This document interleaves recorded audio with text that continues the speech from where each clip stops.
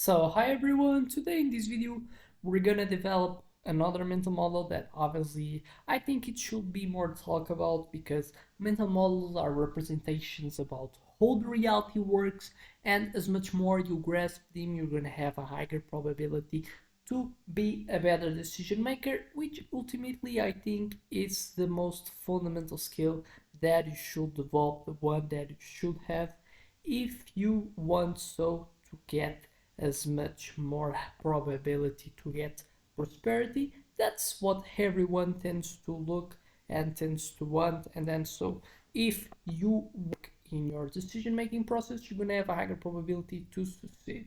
And then so what we should focus in grasping the most type of information that is the best one and that's truthful one, and we should look for our systems of decision making and obviously adopt the ones that are systematically produce the better outputs. And what are outputs? The actions that so lead to the outcomes that we get.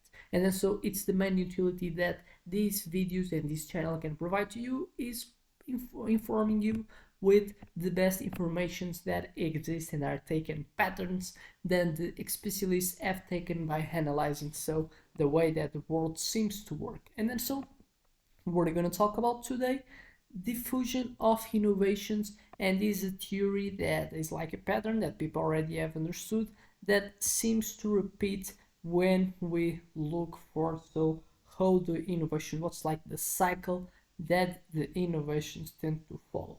And so what is the diffusion of innovations? It says how the theory popularized by Everett Rogers describes how innovation is communicated over time among so the members of a social system. And obviously so the core concept is one of them. I will say that its adoption is not instantaneous. It's like it's a cycle, so it's a cycle. Not everyone's goal will be in the first type of bracket in the cycle, and then so it will something that is more like continuous, like more spread than just like at one time. And then so it follows a predictable pattern as well, not just like it's something that doesn't happen at once. It as well something that it has a repeated. We see like a specific pattern that tends always to be followed wherever is the innovation that we're looking for. So what we have to understand is that so what is innovation? The new idea, product, or service that offers a perceived advantage over current alternatives. And so what do we have to understand? First stage, the innovators. So first, all the innovations start by going first for the innovators. So the innovators, the first individuals, try the innovation, driven by curiosity and a willingness to take risks. But I will say that it even exists so a one prior to that are like so the ones that create the idea. So we have the first, the ones that create, and we have obviously they have a chain, the social network. They so have higher prone to communicate with them, and then so be the tendency to be the first one so to communicate.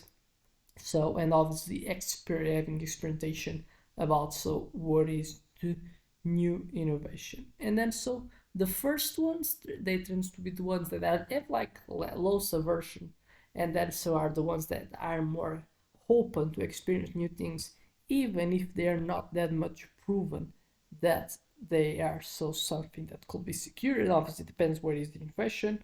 The innovation obviously can be a one that it's more in the healthcare type of cycle, or can be as well in a one that could be from other type of business area. So depending what's the business area, someone's is more difficult to exist innovators because depends the sensitive. So in some areas as healthcare, as money, we tend not to be the first ones if it's not proven, and I'm suffering with a lot of risks like in financial investing or some specific bill that is existing. Other ones it's more easier so to arrange the first innovators. So to be a first innovators, I have to be in the right position. I have to so to get the first one to get know about, and obviously I have to get this type of not being too much averse to the risk that I could suffer because things are not tested. I don't know how to expect by so experiencing something. And then, so what happens after the innovators? We have so the early adopters. It falls like a bell curve. So the innovators are like 20, are like of the spectrum of 100 people. I would say that's like two. Two are the innovators, the first one.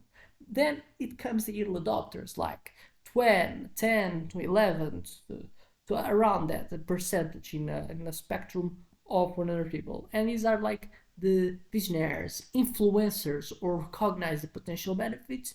And so they are the ones that start spreading the word for the early majority, like 25%, 30% that comes so after the innovators and early adopters. And this early majority, pragmatists all adopt once the innovation unproven has proven its value. So are the ones that are pragmatic, so they expect so exist sums that they've experienced first, but if it have been shown that something that the innovator brings value, they're not so going to be resisting to change from what so it's commonly done now, and then so they will adopt.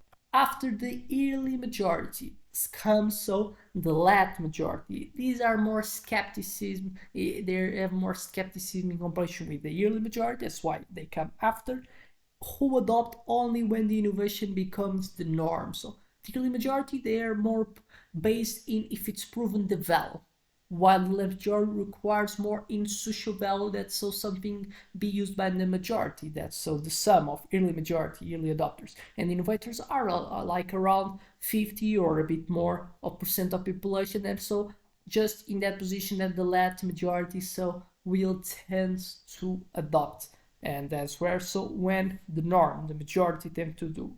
After the late majority, and exist other one that are as well few, as like in terms of quantity the same, close to early adopters, like following so a bell curve that's symmetric.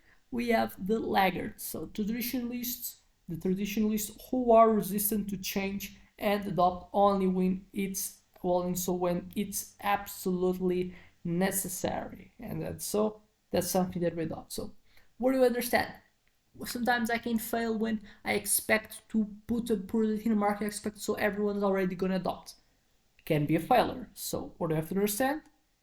Obviously, so it's something that is more wishful thinking that it's happened. So exist cycles, failures. So don't rely in like a bet that so you expect everyone so to adopt already. So your product are so as much so is launched in the market, that you have to respect this cycle.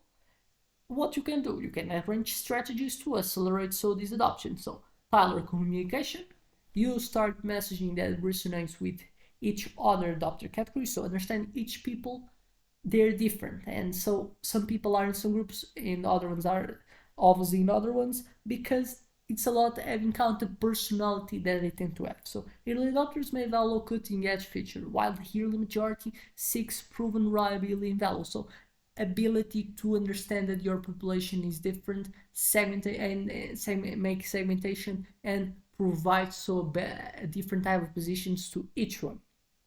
Leverage influencers, so engage thought leaders and opinion makers who can validate the innovation and inspire truth among potential users. Simplify adoption, reduce complexity and lower barriers to entry, making it easier to consumers for try and integrate the innovation in their lives.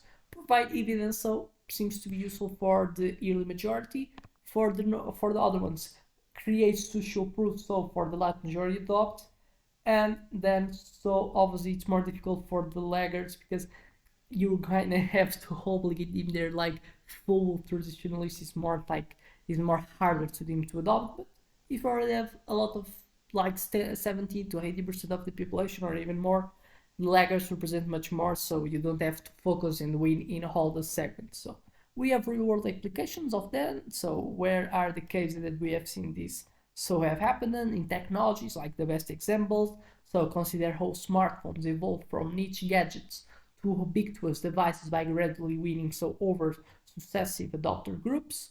We have as well healthcare, new medical treatments and technologies are often introduced through pilot programs and research studies before becoming a standard practice.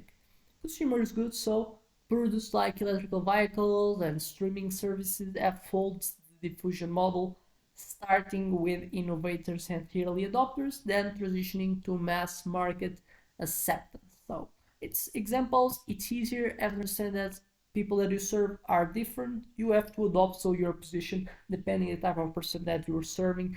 It's obviously the best thing. Wins the one not does not win the one that's stronger. Wins the one that is more flexible, and is something that you should take as a good takeaway from this video. So I expect you to like, to subscribe, and now you can have so may trigger some type of interest on you by seeing other videos in this channel. We don't have much more to say. See you in the next one.